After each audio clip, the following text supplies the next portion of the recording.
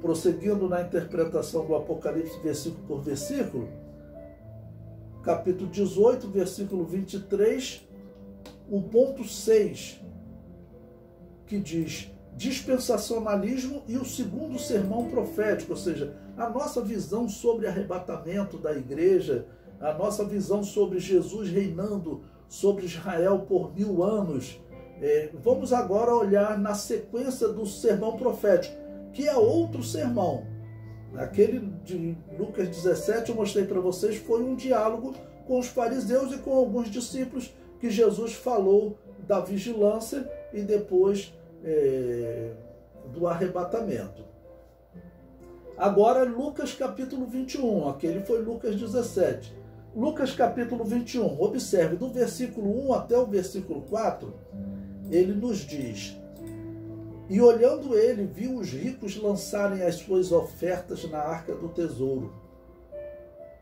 E viu também uma pobre viúva lançar ali 2 pequenas moedas. E disse: em verdade vos digo que lançou mais do que todos esta pobre viúva, porque todos aqueles deram como oferta de Deus o que lhes sobeja, mas esta da sua pobreza deu todo o sustento que tinha.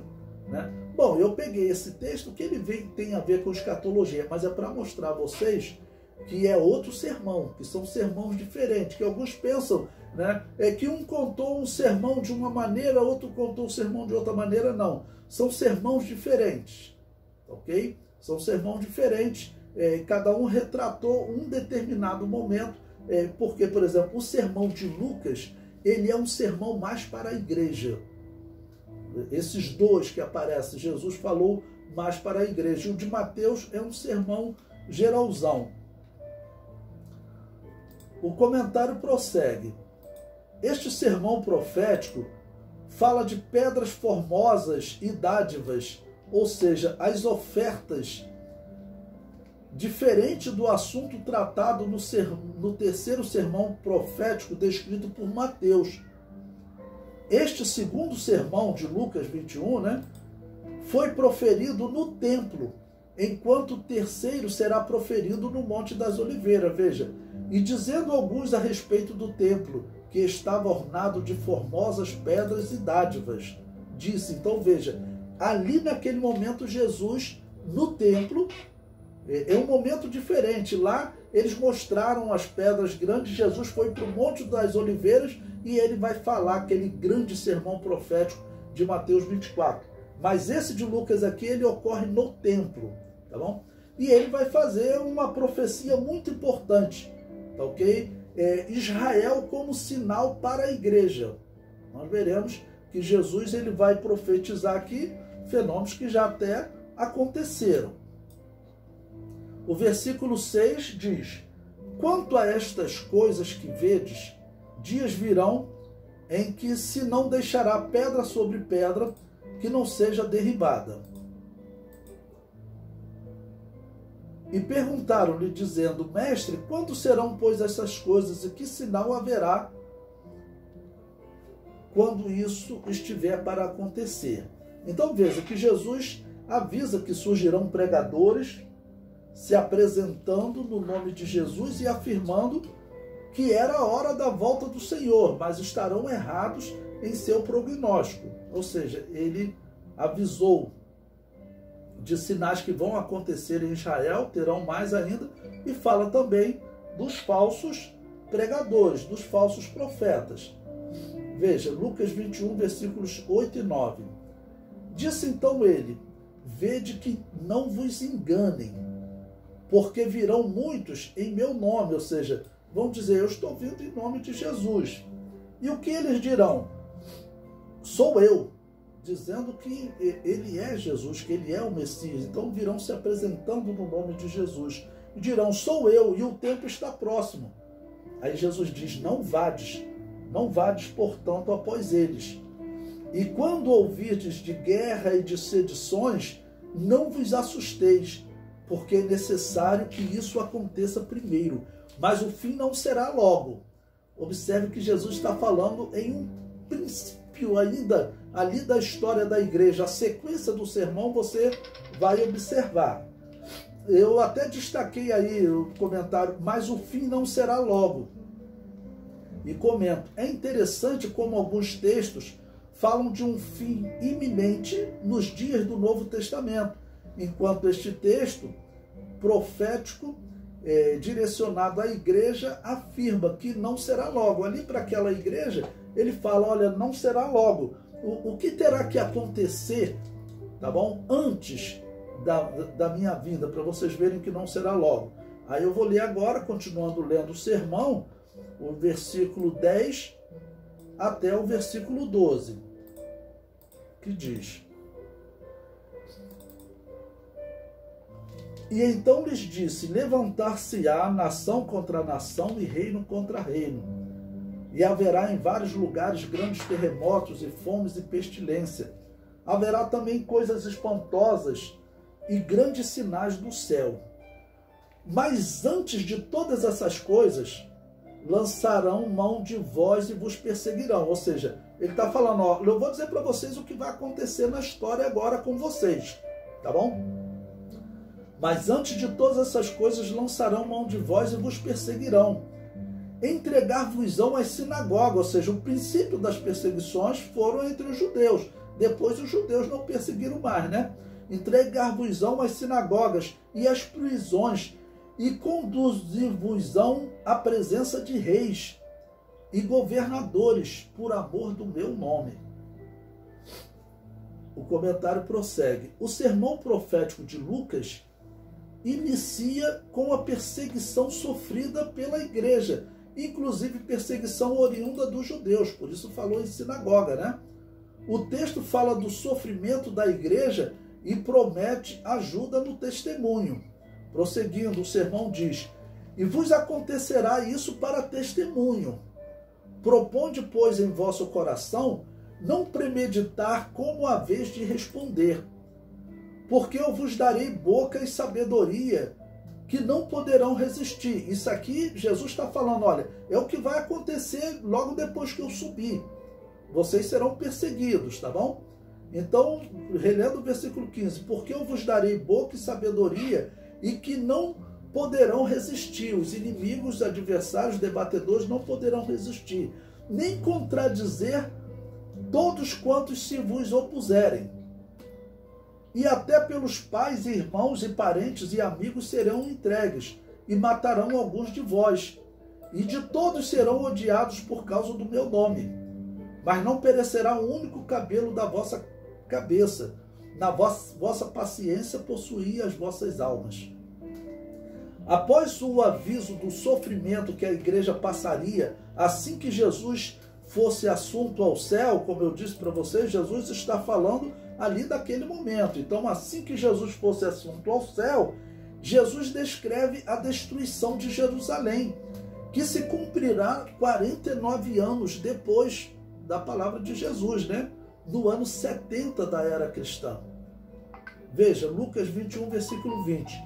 Mas quando virdes Jerusalém cercada de exércitos, sabei então que é chegada a sua desolação. Ou seja, nesse sermão profético, muito diferente de Mateus, Jesus está deixando como um sinal para a igreja. Olha, aqui é um sermão para a igreja, então eu vou deixar um sinal para vocês. Vocês serão perseguidos, mas vocês verão Jerusalém ser cercada e destruída. Então se cumpre no ano 70, cerca de 49 anos depois,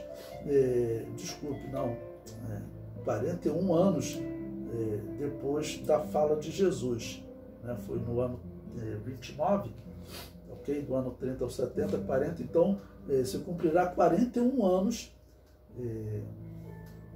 depois da fala de Jesus, se cumpre no ano 70 da era cristã. Então Lucas 21, 20 diz, mas quando virdes Jerusalém cercada de exércitos, sabei que então é chegada a sua desolação, a profecia em relação ao ano 70.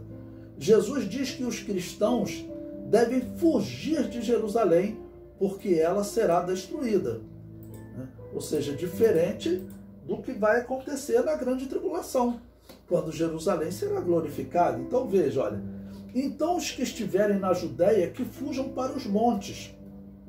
Os que estiverem no meio da cidade, que saiam. E os que estiverem nos campos, que não entrem nela. Está falando do ano 70. Versículo 22. Porque dias de vingança são estes. Isso não é lá no fim da grande tribulação. Porque dias de vingança são estes, para que se cumpram todas as coisas que estão escritas. Mas ai das grávidas e das que criarem naqueles dias, porque haverá grande aflição na terra e ira sobre este povo. E cairão a fio de espada. Observe, e para todas as nações serão levados cativos. Essa parte aqui que Jesus está falando, ele está falando do ano 70. Tanto que ele diz, olha, e Jerusalém será pisada pelos gentios até que os tempos dos gentios se completem. Ok? Ou seja, isso começou no ano 70. O tempo dos gentios começou no ano 70. Eles foram vencidos, aquela grande ira sobre esse povo, e assim eles foram espalhados por todo o mundo. Isso não vai acontecer no fim da grande tribulação. No fim da grande tribulação, eles não são espalhados. No fim da grande tribulação, Jesus Cristo vem e os salva. Então essa aqui é uma mensagem que fica para a história da igreja, como sinal. Olha, vocês verão Jerusalém ser destruída. Esse é um sinal que eu deixo, é uma profecia que eu deixo, né, para mostrar que isso vai acontecer. Aconteceu no ano 70. Essa profecia de Jesus se cumpriu. Isso é muito significativo. O comentário prossegue. Este texto deixa claro que a mensagem de Lucas é direcionada ao cerco que Jerusalém sofreu, ocorrido no ano 70 da era cristã. O cerco que o anticristo fará a Jerusalém está descrito no Evangelho de Mateus e descreve um momento de livramento após o seu cerco. O sermão continua até o fim dos tempos, ao fim do tempo dos gentios, que se completará na grande tribulação, que terminará com a vinda de Jesus em glória, quando ele se manifesta para Israel. Jesus Cristo diz que Jerusalém será pisada pelos gentios até, ou seja, existe um cuidado com Jerusalém, pois a profecia deixa claro que ela é a cidade do grande rei, e Jesus reinará em Jerusalém, confirmando o dispensacionalismo e condenando o amilenismo e seus derivados, as suas correntes que seguem, afirmando que Jesus não reinará sobre Israel aqui na terra. Então, todo esse ponto que nós vimos, ele é, na verdade, uma grande evidência do dispensacionalismo, nesse sermão profético de Lucas 21. O comentário prossegue. O tempo dos gentios descreve o período em que as nações estarão de posse de Jerusalém. Ainda hoje, ainda exerce uma certa posse sobre Jerusalém. Inicia com essa catástrofe da tomada de Jerusalém, no ano 70, né, aquela catástrofe, e termina no meio da grande tribulação. Então, no meio da grande tribulação, com o rompimento da aliança entre Israel e o anticristo, naquele momento também Israel ele estará rejeitando, ok? Toda essa influência que ele estabeleceu em Jerusalém. E eles não terão mais força, então ali as nações não estarão mais pisando em Jerusalém. As nações agora estarão, nesses 3 anos e meio, partindo para destruir. Então, termina no meio da grande tribulação. O comentário prossegue. Paulo deixa claro que o fim dos tempos dos gentios é o fim do endurecimento de Israel, que sabemos, segundo Daniel, o fim do endurecimento de Israel será na metade da grande tribulação, quando eles, livres do endurecimento, romperão a aliança com o anticristo. E Paulo prossegue, porque não quero, irmãos, que ignoreis este segredo, para que não presumais de vós mesmos, que o endurecimento vem em parte sobre Israel, até que a plenitude dos gentios haja entrado. Ou seja, então vai haver um limite para esse tempo que os gentios estarão pisando Jerusalém. O comentário prossegue. No Apocalipse, descrevendo o início da grande tribulação, é dito que as nações pisarão a cidade santa por 42 meses, ou seja, até a metade da grande tribulação. Apocalipse 11, 2.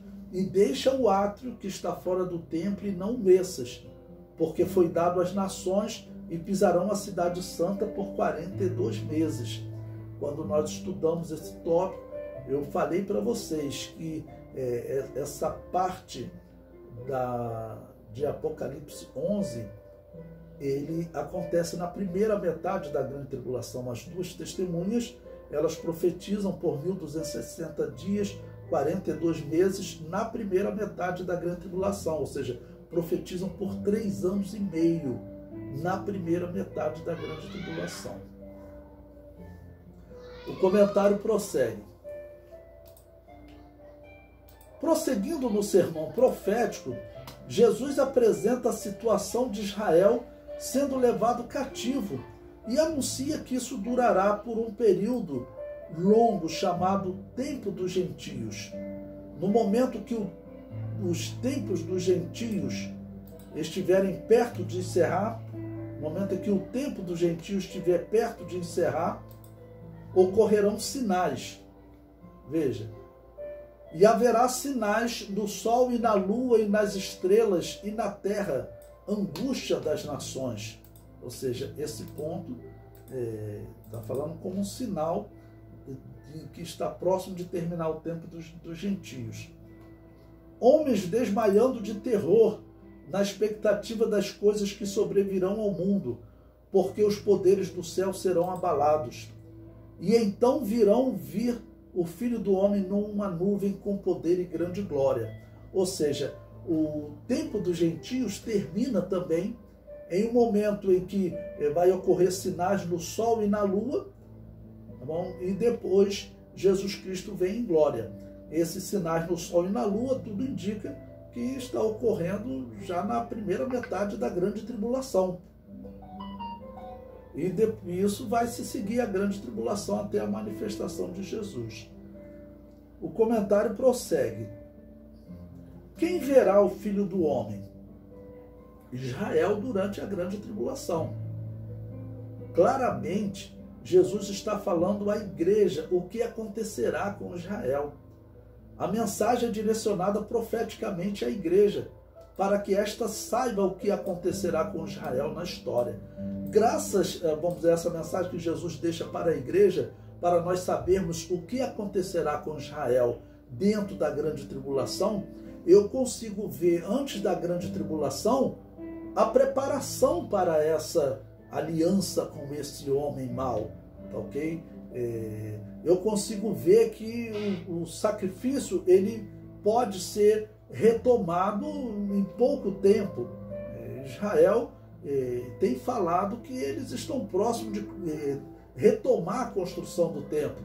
Tá bom? Então esse sermão ele é para mostrar à igreja. Tá bom? Então a igreja está vendo, está tendo uma descrição de o que acontecerá com Israel. Eles verão o Filho do Homem. Tá bom? O comentário prossegue. Neste versículo está dito que eles verão o Filho do Homem numa nuvem. Uma clara descrição do que ocorrerá. Neste bloco, Jesus falou até o fim da grande tribulação, descrevendo a era da igreja e a última semana de Daniel. O tempo dos gentios inicia no ano 70 da era cristã, porque ali as nações pisaram em Jerusalém, né? E prossegue até metade da grande tribulação. Observe como a mensagem é direcionada para os cristãos, pois Jesus deixa um aviso à igreja. Quando os sinais começarem a aparecer em Israel, levante a cabeça, porque a vossa redenção está próxima. Ou seja, Jesus está voltando. Então, ele deixa essa palavra bem clara para a igreja, que é o versículo 28, né? Ora, quando essas coisas começarem a acontecer, olhai para cima e levantai a vossa cabeça, porque a vossa redenção está próxima. O fato da abominação desoladora aparecer apenas no Evangelho de Mateus nos leva a concluir que o sermão profético descreve todos os fatos escatológicos, incluindo a grande tribulação, um detalhamento a mais na grande tribulação. Aqui, nesse ponto, de Lucas já não falou. Os sermões falam de perseguição a Israel no passado, olhando agora de 2022 passado, né? E também no futuro, retratado por Mateus.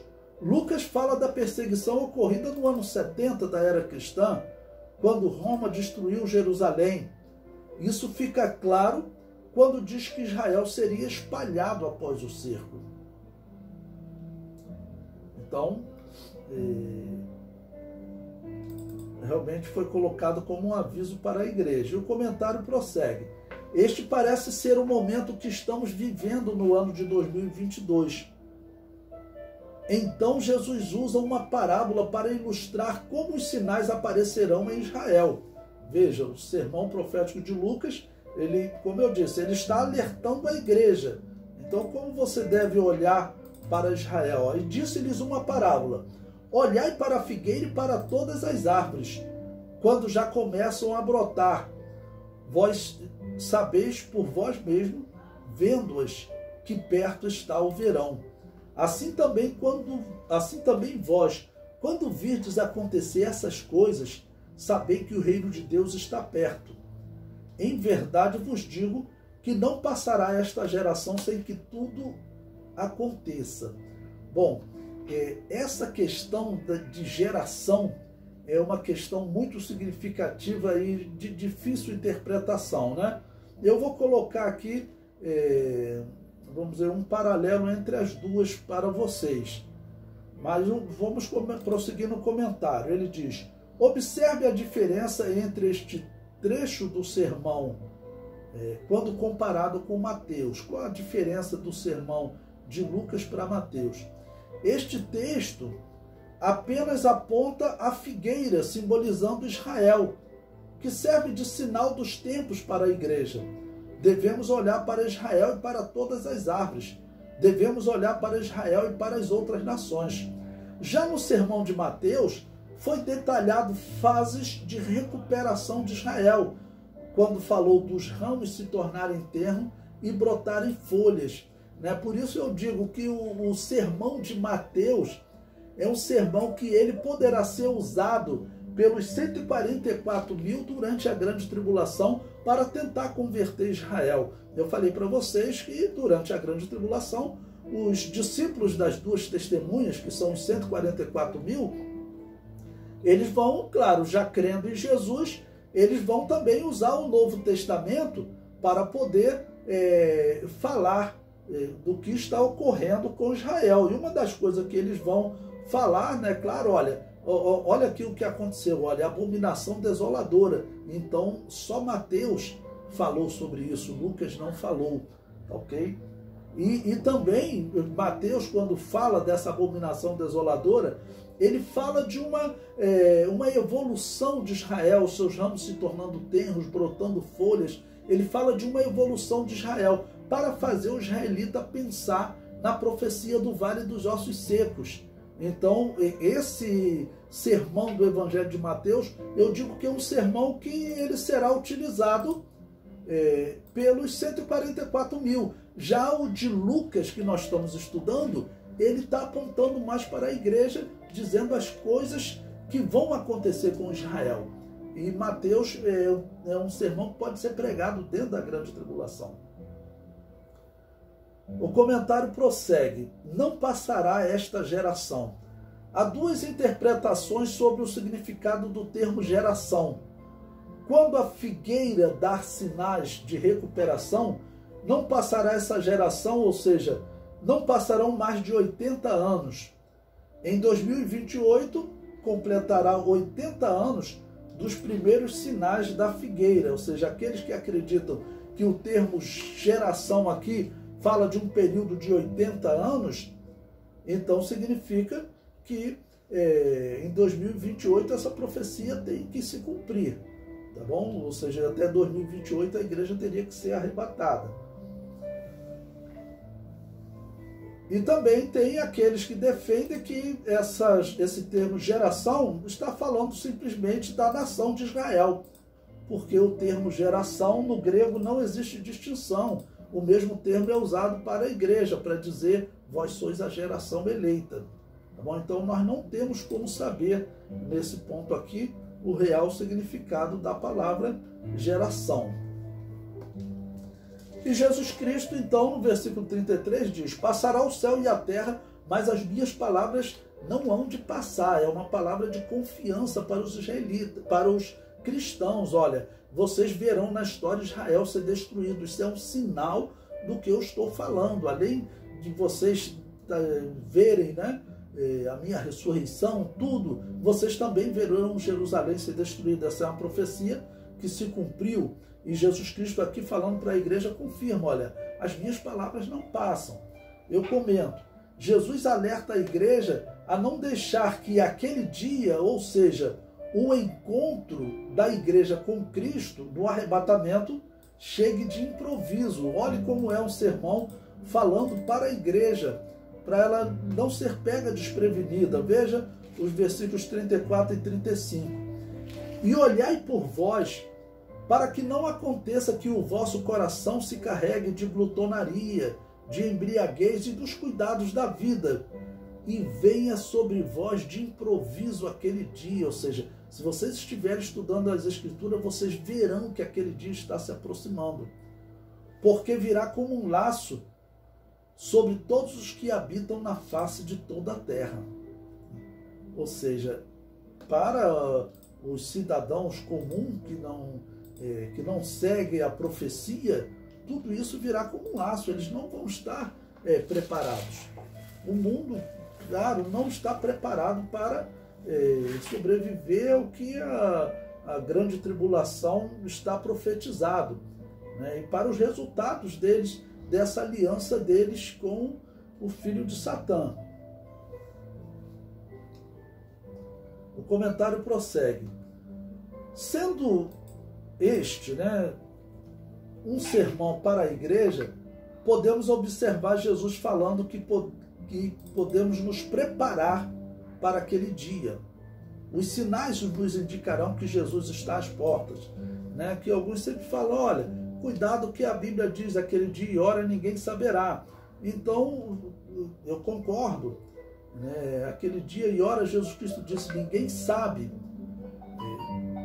Eu prefiro colocar também que ninguém saberá, que nós não teremos como saber. Então, temos que estar vigilantes. Agora, as coisas que estão acontecendo no mundo, esses sinais, eles serão um indicativo para a igreja. Não vai ser um improviso, não vai ser uma surpresa total para a igreja. A igreja verá, está se aproximando. É isso que o texto está dizendo, né? Que vocês se dediquem só às coisas dessa vida, mesmo conhecendo a verdade, e aí, de repente, vocês não conseguem nem ver que a profecia está se cumprindo. O comentário prossegue. A nossa geração é a primeira na história que pode olhar para este texto e ver que o seu cumprimento pode ser imediato. E o principal fator é a possibilidade da construção do templo. Logo, aquele dia não virá de improviso sobre nós. Por quê? Eu sempre digo, até 50 anos atrás, até 20 anos atrás, o pregador, eu não podia falar que Jesus poderia vir a qualquer momento, porque o templo, Apocalipse capítulo 11 deixa claro, o templo ele tem que estar construído no início da grande tribulação. Pelo menos, ainda que a igreja não veja ele construído, a igreja verá os sinais da construção dele. Ok? Apocalipse 11 descreve ele construído no início da grande tribulação. Então nós sabemos que hoje você pode fazer um templo em poucos dias, em semanas. Agora, nós vemos como os sinais para a construção do templo são reais em Israel. Isso, mais uma vez eu digo, é um ponto para o dispensacionalismo, porque o dispensacionalismo sempre disse que isso aconteceria. E já os católicos e protestantes, eles falavam que não. É aquela praga do amilenismo criado pelos católicos. Veja, o versículo agora 36, o versículo 36. Vigiai, pois, em todo tempo, orando, para que sejais havidos por dignos de evitar todas essas coisas. Ou seja, ele descreveu o que vai acontecer com Israel, descreveu como o mundo estará dedicado à embriaguez, aos cuidados dessa vida, pelo jeito até Israel, e está dizendo, olha, vocês podem evitar essas coisas que hão de acontecer e de estar em pé diante do Filho do Homem. Olha a conclusão do sermão. Ele não deu uma ênfase à grande tribulação, ele falou o que vai acontecer com Israel. No fim eles vão se converter, mas antes disso eles serão destruídos. Foi falando tudo o que vai acontecer com Israel e disse, olha, olhe para Israel e para as outras nações as coisas que estarão acontecendo. E se isso não for de improviso, ou seja, se você estiver com os seus olhos abertos, simbolicamente, doutrinariamente, conhecendo a verdade, vocês estarão de pé diante do Filho do Homem. O comentário prossegue. O sermão de Lucas conclui falando que a igreja pode evitar todas essas coisas. Um sermão sobre a doutrina das últimas coisas direcionado à igreja, para que esta se prepare e não venha sobre ela de improviso. O cristão deve evitar as coisas definidas como cuidados da vida. Esse segundo sermão que ocorreu no templo, como explicação a um grupo anônimo de discípulos, descreve um período em que Jesus intercalava entre o templo durante o dia e Monte das Oliveiras à noite. Veja, e de dia ensinava no templo, e à noite, saindo, ficava no monte chamado das Oliveiras. E todo o povo ia ter com ele ao templo de manhã cedo para o ouvir. Bom, o sermão de Mateus, nós veremos que ele é diferente. O sermão de Mateus, ele está no Monte das Oliveiras. Ele está no Monte das Oliveiras. Então, o de Mateus é um sermão mais detalhado. Apenas para nós podermos entender que, claro, os intérpretes, principalmente dessa linha liberal que está tomando a igreja totalmente, essa praga criada pelos protestantes, essa linha liberal, ela, infelizmente, ensina um ponto de vista ligado sempre ao amilenismo, ok? E ela, quando chega nesse ponto, ela fala o quê? Não, Lucas, ele resolveu retratar só uma parte menor. Não, Lucas está retratando um outro sermão diferente de Mateus, ok? Está retratando um outro sermão diferente de Mateus. Por isso, esse texto. O comentário prossegue. Não temos como precisar o intervalo entre o sermão de Lucas 21, segundo sermão, e o sermão de Mateus, que é o terceiro sermão. Ou seja, quanto tempo se passou? Lucas, ele está no templo, então diz que ele ficava no templo no Monte das Oliveiras, no templo no Monte das Oliveiras. Esse de Lucas foi um sermão que ele fez no templo. E o de Mateus, nós veremos que claramente ele está no Monte das Oliveiras.